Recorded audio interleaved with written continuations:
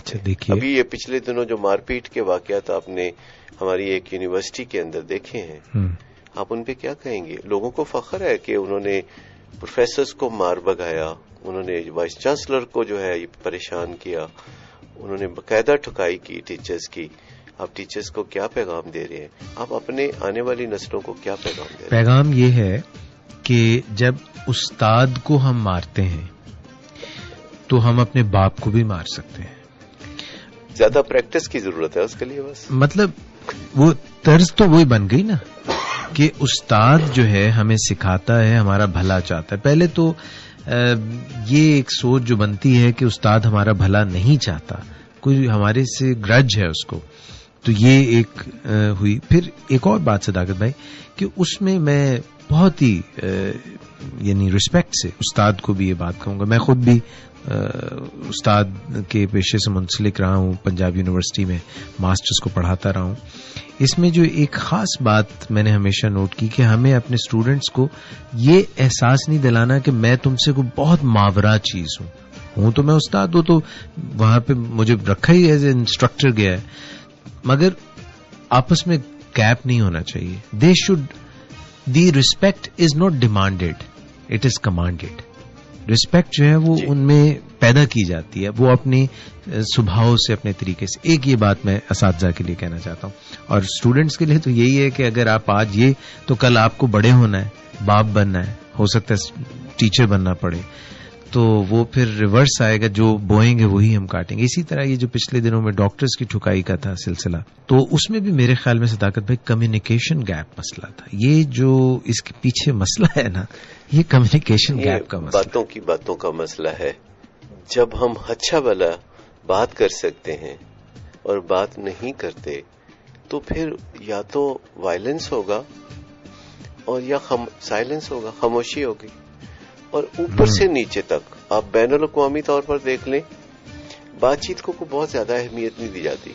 اب دیکھیے پاکستان اور اس کے ایک ہمسایہ ملک کے جو تعلقات خراب ہیں اتنے عرصے سے، اس میں اگر آپ بات چیت کے دور کو دیکھا جائے تو ہمارے اور ان کے درمیان کوئی 2 مہینے بھی بات چیت کبھی نہیں ہوئی. ٹوٹل ملا چلتی ہے، رک جاتی ہے، 2-3 دن بات ہوتی ہے، اس کے بعد بات ختم ہو جاتی ہے.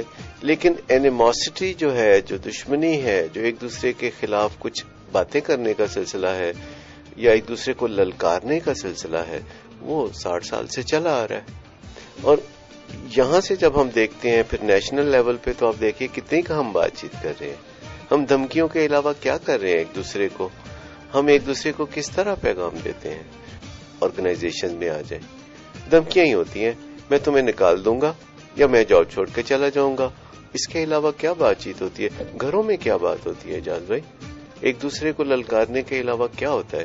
کیا انسان آج بھی پتھر کے زمانے میں رہتا ہے؟ آج بھی جنگل کی زندگی گزار رہا ہے؟ جب کوئی آپ کی بات نہیں مانتا اور آپ کی رٹ کو چیلنج کرتا ہے، رٹ ہوتی ہے مگر اس کو چیلنج کرتا ہے، تو ایسے میں کیا کرنا چاہیے؟ یہ تو کروشل کنورسیشن کا وقت ہوتا ہے نا. یہ تو مشکل جو گفتگو ہے پہلے آپ کو سیکھنی پڑے گی. جب آپ کو کوئی کہتا ہے کہ میں آپ کی بات نہیں مانتا، کر لیں جو کرنا ہے، جوابی طور پر ایک اپروچ ہی ہو سکتی ہے، پھر آپ اسے کچھ کر کے دکھائیں. جو ری ایکٹیو اپروچ ہے جسے ہم ریکمینڈ نہیں کرتے، یعنی جسے ہم کہتے ہیں کہ دھکے کا جواب تو دھکا ہی ہوتا ہے، تو یہ تو کوئی بہت زیادہ ذہانت کی نشانی نہیں ہے کہ کوئی دھکا دیتا ہے تو آپ جواب میں دھکا دے دیتے ہیں. اس میں تو ذہن استعمال کرنے کی ضرورت ہی نہیں ہے. یہ تو قدرتی ہے کہ ایک ایکشن کا جو اپوزٹ ہے وہ ایک ری ایکشن ہوتا ہے، جو ایکول بھی ہو سکتا ہے تو زیادہ بھی ہو سکتا ہے نیوٹن کے لاز کے خلاف. لیکن اصل بات یہ ہے کہ جب کوئی آپ کی رٹ کو چیلنج کرتا ہے یا جب آپ کو کسی طریقے سے تنگ کرتا ہے تو سب سے پہلی بات اپنے اس جذبے پہ قابو پانا ہے جو ہمارے اندر ابھرتا ہے کہ یہ دوسرا بندہ آخر ایسا کر ہی کیوں رہا ہے. یہ خود ہی ریئلائز کیوں نہیں کرتا کہ یہ تجاوز کر رہا ہے، یہ زیادتی کر رہا ہے، یہ اپنے آپ کو اور مجھے پریشانی کے ماحول میں دھکیل رہا ہے. یہ جب ہمیں یہ سب سے بڑی جو ایک خرابی ہے جی وہ یہ ہے کہ ہم انسان بعض اوقات مسائل کو ویلکم نہیں کرتے. اب آپ بھی کہیں گے کہ جی مسائل کون سی ایسی چیز ہے جسے ویلکم کریں؟ یقیناً مسائل کو تو ویلکم نہیں کیا جاتا، بلکہ مسائل کوشش یہ ہوتی ہے کہ ہمیں مسائل نہ ہوں، پیدا نہ ہوں. اجاز بھائی اگر ہمیں مسائل نہ ہوں تو پھر مسائل کے اندر جو اپرچونٹیز ہوتی ہیں وہ کیسے آئیں گی؟ کیا آپ سمجھتے ہیں کہ اپرچونٹیز یعنی مواقع جنہوں نے مسائل کا لبادہ اوڑا ہوتا ہے وہ اپرچونٹیز بھی ہمارے پاس نہ آئے، وہ مواقع بھی ہمارے پاس نہ آئے؟ مواقع تو ہمیں چاہیے، مواقع تو ہمیشہ مسائل کے اندر چھپے ہوتے ہیں. ہمیں ان کو، جو بھی کرائسس ہوتا ہے، جو بحران ہوتا ہے، اس کے اندر ہی کہیں نہ کہیں کوئی نہ کوئی موقع چھپا ہوتا ہے. موقع کبھی ایسے براہ راست آ کے دستک نہیں دیتے ہمارے